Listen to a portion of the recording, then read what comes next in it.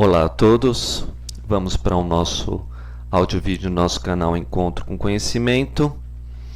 Hoje falando um pouco da filosofia na terceira dimensão. Quando a gente pega uma escritura sagrada ou estuda os livros sagrados, a gente tem uma grande dificuldade porque a maioria desses livros realmente são tristes. Se a gente estudar a história dos heróis, é muito sofrimento. A gente vai ver a história de José, que é perseguido pelos irmãos, né? A gente vai ver que Maomé também tem que fugir, a gente vai ver que Buda também tem que fugir. É uma perseguição o tempo todo aos grandes seres, quando não são mortos e etc. Então, é muito claro porque a humanidade não gosta muito de saber da história do tempo, do passado, né? Ela não olha muito para trás, porque olhar para trás é ver muito derramamento de sangue, muita coisa errada. Mas, quando a gente vê também pelo lado bom, é maravilhoso como foi estruturado o plano divino. Então, vamos trabalhar o lado positivo, porque o negativo já está escancarado para quem realmente busca espiritualidade. Para isso, a gente tem que trabalhar o número 3, até porque quando a gente fala a palavra rito, tem a palavra 3 escondida na palavra trio, na palavra doutrina também tem esse 3 nesse tri e também trio. Então vamos trabalhar sempre primeiro o número 3. Então, claro, os números, como as pessoas nunca entenderam, né, representavam o plano arquetípico, idealístico, a perfeição em todos os seus sentidos. Para a gente falar cálculo medido, pesado, exato, beleza, né? Porque é exatamente sem falhas, sem erros. Então, como a gente está no século XXI, a gente está no 7º ciclo, terminando o 7º ciclo da Trindade.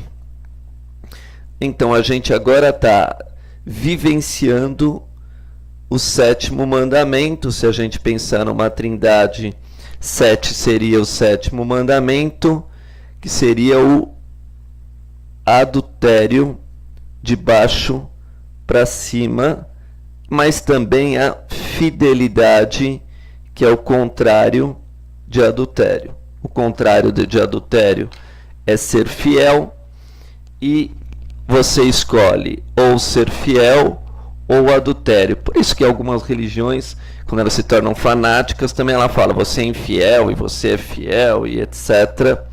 Isso no século XXI está muito em voga, né? Está muito acontecendo.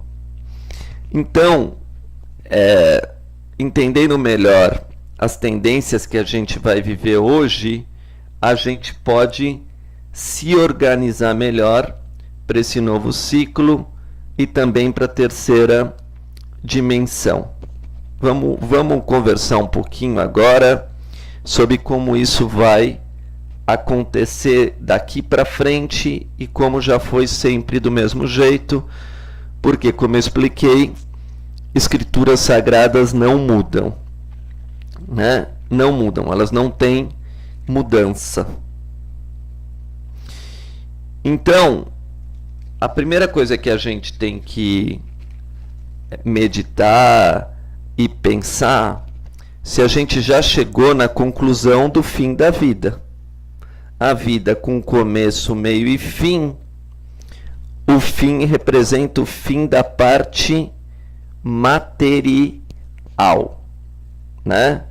Então, para os antigos, o primeiro ciclo era a vida terrestre, o segundo ciclo era a morte a partir do firmamento, que também era chamado de mente, e a ressurreição a partir do espírito. Então, a terceira fase seria a busca da ressurreição. Então, vida, morte em vida, ressurreição. Claro, toda a escritura sagrada vai tratar desse assunto, né? Porque elas foram programadas exatamente para isso, para que o homem pudesse ressuscitar através da luz divina e voltar a ser um ser imortal. Então também temos vida física, morte e imortalidade. Claro que essa imortalidade não é do corpo carnal, é através do corpo espiritual, onde você, sentindo um corpo de luz, percebe que é um ser eterno e não perde mais essa memória. Para entender isso melhor, a gente tem que entender qual é a jogada na terceira dimensão. Para isso eu vou usar o calendário maia, que vai esclarecer para nós bastante esse desígnio, né? Então, o primeiro conceito do calendário maia, então, é o ativo. Dentro do terceiro selo do calendário maia, o terceiro tom é ativar, despertar, né, na realidade. Então, como cada selo, pode ter 28 dias, quando você compara com o ciclo da Lua, a noite seria ativada, se contar esse ciclo, a partir do Kim 57, que eu vou ler para vocês. O Kim 57 está escrito: potencializo com o fim de evoluir, né? Então, o selo da noite de ativar algo é a fim de evoluir, comandando a sincronicidade, aprendendo a ordem sincrônica do universo. Então, na realidade, esse ativo é um despertar que vai se dar nesse ciclo que eu contei como 28, com a terra harmônica vermelha. Potencializo com o fim de evoluir, comandando a sincronicidade, selo a matriz da navegação com o tom harmônico da radiação. Eu sou guiado pelo poder da força vital. E aqui, pegando o conselho do calendário, eu estou com o Manual dos Magos da Terra. Eu preciso ver até o ano que esse manual, porque depois ele mudou, mas as frases continuaram. Comando meu egoísmo e realizo um céu na Terra. Mas o que é realizar um céu na Terra? Vem o calendário, então, e ele ativou essa energia a partir daqueles que estão seguindo essa evolução. Então, ativo com o fim de sonhar. Então, esse ativo com o fim de sonhar é um despertar do sonho. Por isso que no calendário maia é chamado também encantamento do sonho. Chegou a hora de despertar, né? Também despertar do materialismo da humanidade, da tormenta que ela sofre por causa desse materialismo. Então, esse sonhar tem tudo a ver com, na Bíblia, a história de José. Então, se a gente pegar o Gênesis, o capítulo 37, assim está escrito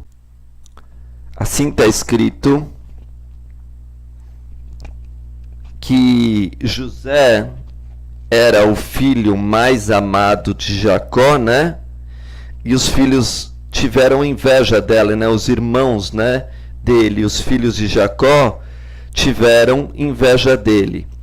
Então, no capítulo 37, 9, está escrito: e sonhou ainda outro sonho, e contou a seus irmãos, e disse: Eis que ainda sonhei com um sonho.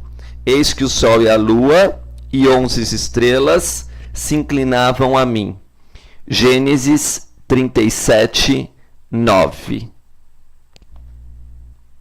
Então, quando a gente fala com a fim de sonhar, esse sonho também pode ser referido ao sonho de José, né? José na Bíblia sonhou que ele ia ser, de certa forma, o rei dos seus irmãos, né? Os seus irmãos todos iam se inclinar para ele. Mas José aqui é só um símbolo. E ele é o símbolo do justo na Bíblia, ou dos 144 mil do calendário maia. É o símbolo da geração dos justos, que, como eu falei já em outros áudio-vídeos, tinha a ver com o número 37. Então, se a gente pegar o Manual dos Magos, página 39, capítulo 6, tudo é número, né? No 37, né? Capítulo 6, versículo 37, está escrito: Filhos da gente do amanhecer, e vós, e ao vós separar da gente do livro, Deus tinha o propósito de que fosses lembrete de que a sabedoria já está perfeita em vossa forma corpórea do tempo. Vamos entender isso um pouco melhor. O número 37, então, para aqueles grandes iniciados, né, representaria nada mais do que os senhores do tempo, aqueles que já tinham alcançado a grande iniciação. Essa grande iniciação a gente chama a iniciação espiritual e a vida eterna. Então, quando a gente está dizendo do número 37, a gente está simbolizando um logos de luz, que também vai aparecer na Cabala, 3 sefirotes e 6 sefirotes superiores e 7 secundárias. Também vai aparecer no arco-íris, com as 7 cores secundárias e as 3 primárias. Daí eu repeti sempre esse número 37. Esse número 37, então, ele já deu a volta no círculo de 360 graus. Por quê? Porque 36, que seria 1/10 de 360, né? 37 já deu a volta toda. Como esse 37 é o símbolo dessa perfeição, na terceira dimensão temos o 1225, que invertido 2512 é a data do Natal no cristianismo, 25 de dezembro, somados dão 37. Percebemos também no 37 uma outra característica. Se a gente pegar ele e dividir no 13, quer dizer, pelo 13, vai sobrar 24. Então, os caminhantes do céu, que era o número 13 no calendário maia, não podiam fazer nenhum tipo de idolatria, porque estavam ligados ao dia de 24 horas.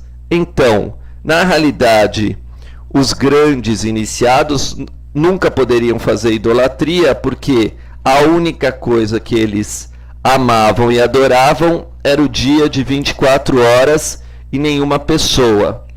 Como esse dia de 24 horas ele pode ser dividido em 8, 8, 8, eles eram considerados como estrelas, porque o nosso dia de 8 em período de 3 horas vai representar o 8º selo do calendário maia, que é a estrela.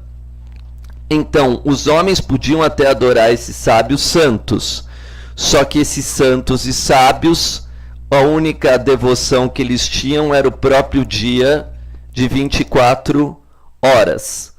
Por isso que está escrito: eis que o sol e a lua e 11 estrelas se inclinavam a mim. Se você contar sol e lua dá 2, mais 11 estrelas dá o número 13. É a linhagem do número 13, a linhagem dos caminhantes do céu. Eu vou continuar esse áudio-vídeo no próximo, continuando esse assunto da filosofia tridimensional. Muito obrigado.